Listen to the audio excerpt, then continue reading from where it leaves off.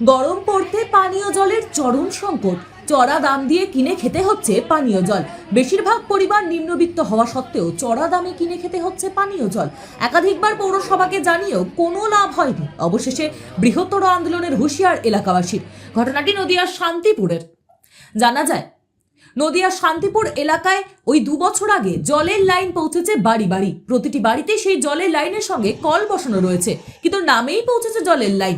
এলাকার কাউন্সিলর সহ চেয়ারম্যানের কাছে একাধিকবার এই বিষয়ে জানানো হলেও কোনো লাভ হয়নি। এলাকাবাসীর অভিযোগ, বেশ কয়েকটি পরিবার সম্পূর্ণ বেআইনিভাবে বাড়িতে মেশিনের সাহায্যে অতিরিক্ত জল সঞ্চয় করে রাখছে, যার কারণে জল প্রতিটি বাড়িতে সরবরাহ করা যাচ্ছে না। করার ক্ষেত্রে প্রয়োজন সেই জলের ঘাটতি ঘটছে।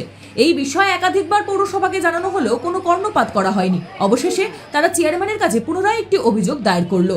এলাকাবাসীর দাবি, কোনো রকমের সংসার চলে তাদের, তার মধ্যে যদি গরমের শুরুতে জল কিনে খেতে হয় তাহলে আগামী দিনে না খেয়ে মরতে হবে। আমাদের মূলত অভিযোগটা হচ্ছে, আমরা দীর্ঘদিন যাবৎ মাসের পর মাস, বছরের পর বছর জলহীন অবস্থায় রয়েছি। এদিকে ঘর ঘর জল দিচ্ছে, কিন্তু ঘর ঘর জল দিচ্ছে, কিন্তু জল পাচ্ছি না। Bureau report, sky news Bangla.